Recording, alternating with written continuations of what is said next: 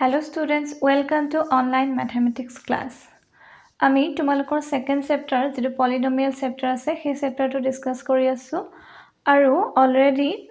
exercise 1.1 complete হৈ গল and in the last class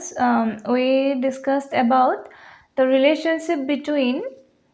coefficients and zeros of a polynomial. Already linear polynomial কাৰণে discuss কৰিছো আৰু আজি আমি discuss কৰিম what are the relationships between zeros and coefficients of a quadratic polynomial. কালি আমি লিখিছিলো for linear polynomial আজি number 2 লিখিবা for quadratic polynomial আৰু quadratic polynomial ৰ যিখিনি relationship সেইখিনিহে তোমালোকৰ কাৰণে most important. Linear আৰু cubic কাৰণে examত তোমালোকৰ নাহে তোমালোকৰ আহিব the relationship between zeros and coefficients of a quadratic polynomial. এতিয়া মই কৈছিলো যে quadratic polynomial ৰ ডিগ্ৰী কিমান থাকে 2 থাকে আৰু তাৰ maximum zeros কিমান থাকে 2 থাকে তো যদি এটা quadratic polynomial আমি ধৰি লওঁ তাৰ maximum zeros দুটা থাকিব পাৰে তো দুইটাৰে আমি এটা নাম দিলম first তোৰ নাম দিম আমি alpha and second তোৰ নাম দিম আমি beta. So let alpha and beta be the zeros of a quadratic polynomial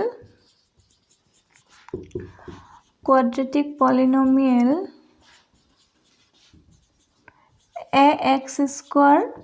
plus bx plus c. Then দুটা relations আছে alpha plus beta is equal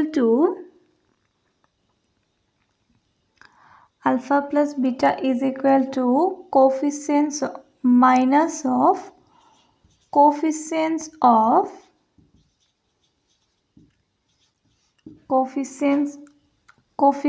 of x divided by coefficient of x square. That means sum of the zeros. Eta quadratic polynomial আমি দুটা zero পাব পাৰো তো দুইটা zero যদি আমি প্লাস কৰো যদি দুইটা zero প্লাস কৰো তেতিয়া হলে আমি কি পাব পাৰো minus of coefficient of x divided by coefficient of x square. এতিয়া minus to বাৰ থাকিবই. What is the coefficient of x in this quadratic polynomial? It is b and divided by coefficient of x square. Now what is the coefficient of x square? This is a. That means sum of the zeros is equal to minus of coefficient of x divided by coefficient of x square. We can call it that alpha plus beta is equal to minus b by a. Alpha plus beta is equal to minus b by a. This is one of the relations of between zeros and coefficient of a quadratic polynomial. Then second relation is alpha into beta is equal to constant term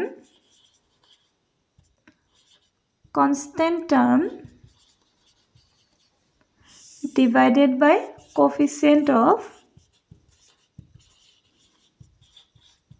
x square. That means what is the coefficient term of this polynomial? It is c. C divided by coefficient of x square means a. That means the product of the zeros is equal to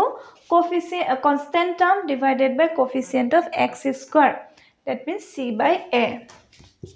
Product of the zeros is equal to constant term divided by coefficient of x square.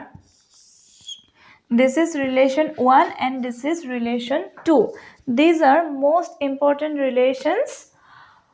between zeros and coefficient of a quadratic polynomial আৰু এই দুটা ৰিলেচনৰ ওপৰত depend কৰি তোমালোকৰ next এক্সাৰসাইজটো হৈছে next এক্সাৰসাইজত এইকেইটাৰ ওপৰত depend কৰি ম্যাক্সিমাম কোৱেশ্চন পাবা তো এতিয়া আমি তোমালোকৰ এক্সাৰসাইজ 2.2 ডিসকাস কৰিবলৈ গৈ আছো তোমালোকে এটা কাম কৰিবা এই 2 নম্বৰ যে লিখিলা ফৰ কোৱাড্ৰেটিক পলিনোমিয়েল তাতে ইয়াত যিমানখিনি লিখিছা সিমানখিনি ঠাই তাৰ তলত খালি ৰাখিবা আমি কোৱেশ্চন পইণ্ট নম্বৰ 3 ত কি লিখিম ফৰ কিউবিক পলিনোমিয়েল বাট আমি এইটো ক্লাছত নিলিখো যেতিয়া কোৱাড্ৰেটিক পলিনোমিয়েলৰ কোৱেশ্চনছখিনি কৰি শেষ হ'ব আমি তেতিয়া কিউবিক পলিনোমিয়েল লিখিম কিউবিক পলিনোমিয়েল লিখিবৰ কাৰণে তোমালোকে ঠাই অকনমান এৰি থৈ যাবা ঠিক আছে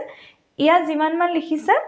তাতেও সিমানমান ঠাই এৰি থৈ যাবা ইয়াতে দুটা ৰিলেচন পাইছা তাতে তিনিটা ৰিলেচন পাবা তো তিনিটা ৰিলেচন লিখিব পৰা জুখাৰে ঠাই এৰি যাবা তো আজি আমি এইখিনি নিলিখো আজি আমি কোৱাড্ৰেটিক পলিনোমিয়েলৰ বিষয়ে ডিসকাস কৰিবলৈ গৈ আছো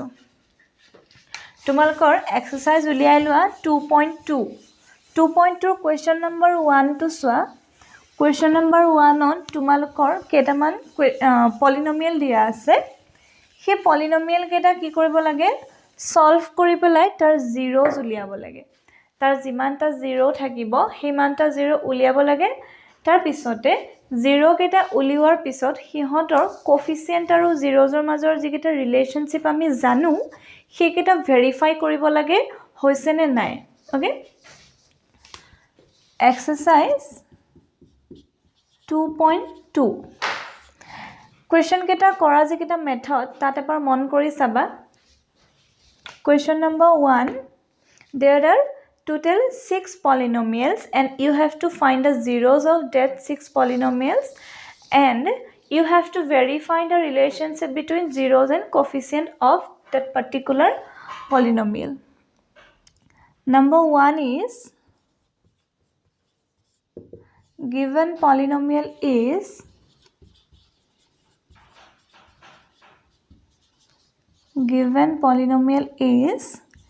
x square minus 2x minus 8. Now we have to find the zeros of this polynomial and তোমালোকে এটা পলিনোমিয়েলৰ কেনেকৈ জিৰো উলিওৱা হয় হেতু ক্লাস 9 ত পঢ়ি আহিছা আমি কোৱাড্ৰেটিক পলিনোমিয়েলত নৰমালি কোনটো মেথড এপ্লাই কৰো মিডল টাৰ্ম স্প্লিটিং মেথড তো মিডল টাৰ্ম স্প্লিট আমি কেনেকৈ কৰো let p of x is equal to 0 this is a particular method to solve a quadratic polynomial implies p of x means x square minus 2x minus 8 is equal to 0 then middle term split আমি কেনেকৈ কৰো মনত আছে নিশ্চয় middle term split কৰোতে আমি কি কৰিব লাগে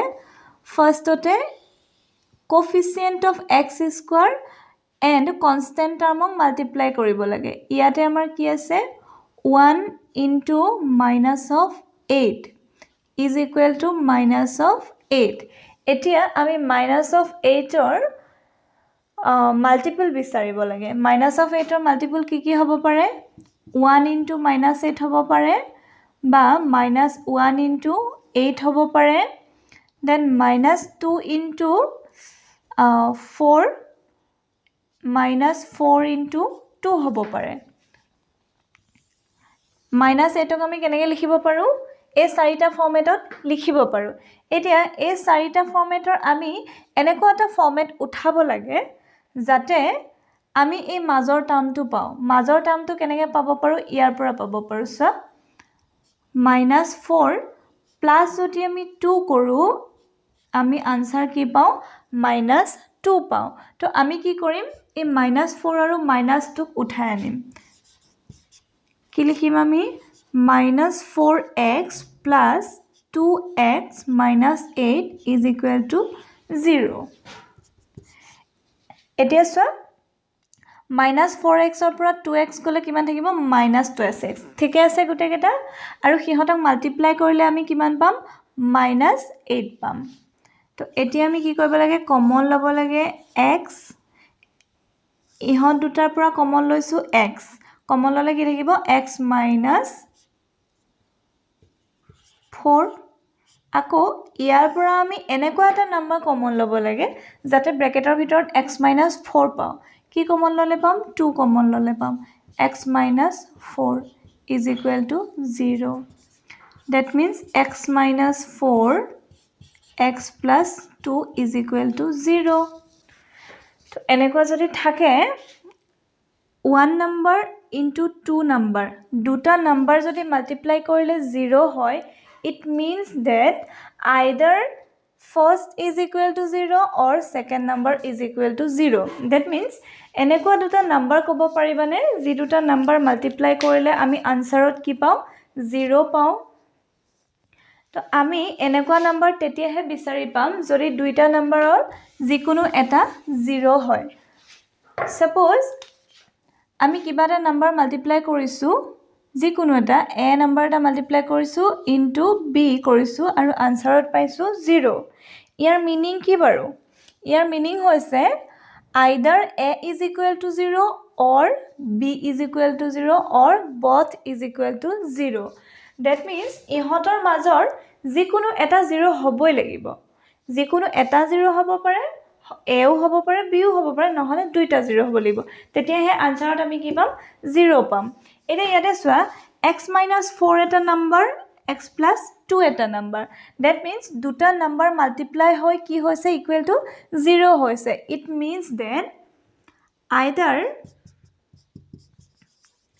either x minus 4 is equal to 0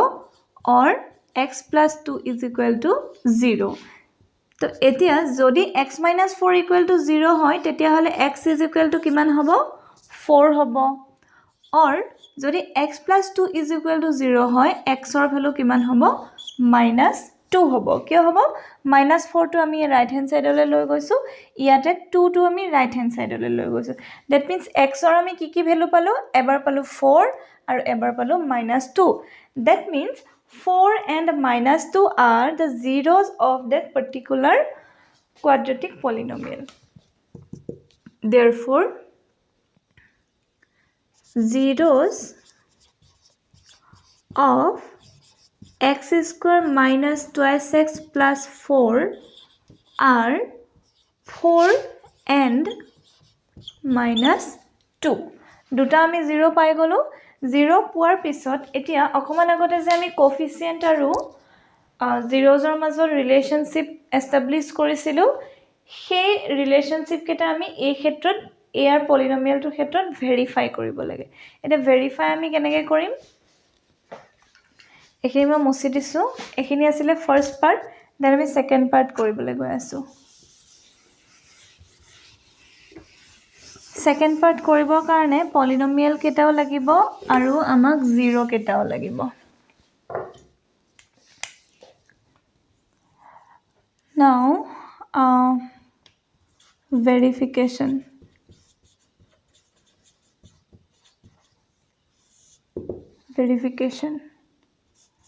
here ইয়াতে a is equal to কি আছিল বাৰু coefficient of x square is equal to কিমান আছিল 1 আছিল coefficient of x is equal to কিমান আছিল -2 আছিল and what is the constant term is -8 আছিল তাৰপিছত let আমি দুটা 0 পাইছো নহয় এটা 0 আমি লৈছো alpha is equal to 4 and beta is equal to -2 now alpha plus beta is equal to আমি কি কৰিছো দুইটা প্লাস কৰো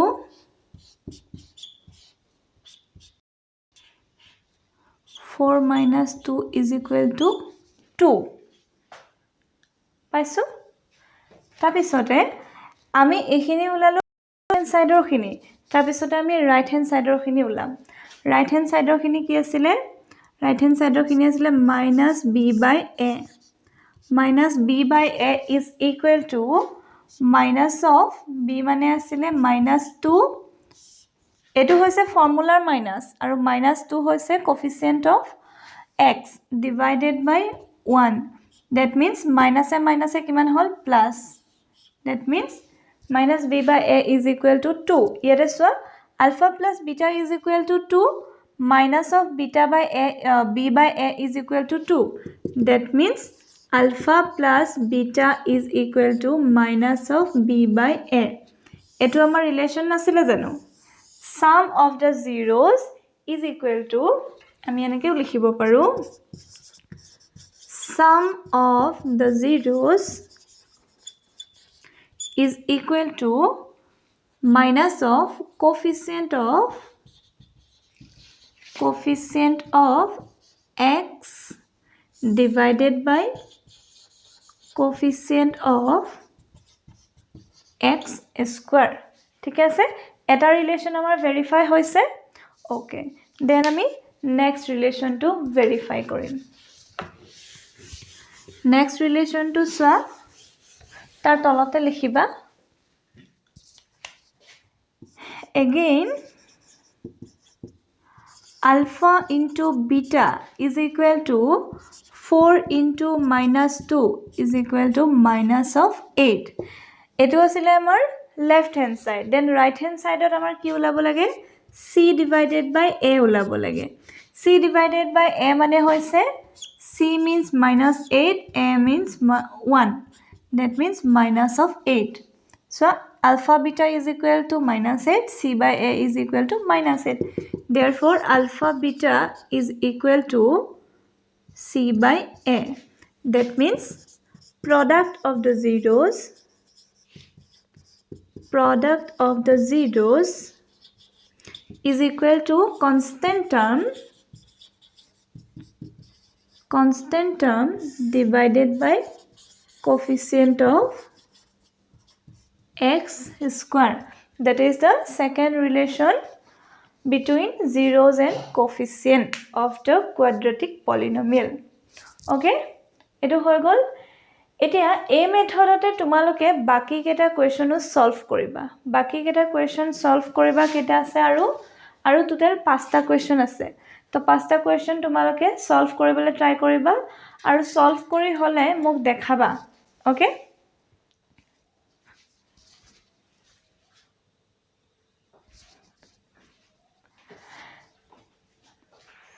বাকি 5টা যেতিয়া দেখাবা তোমালোকৰ যদি কিবা ডাউট থাকে কোনোবাটো কোৱেশ্চনত তেতিয়া হলে তোমালোকে মোক নিখন্দেহে সুধিব পাৰা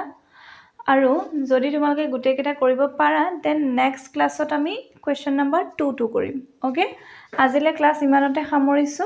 থ্যাংক ইউ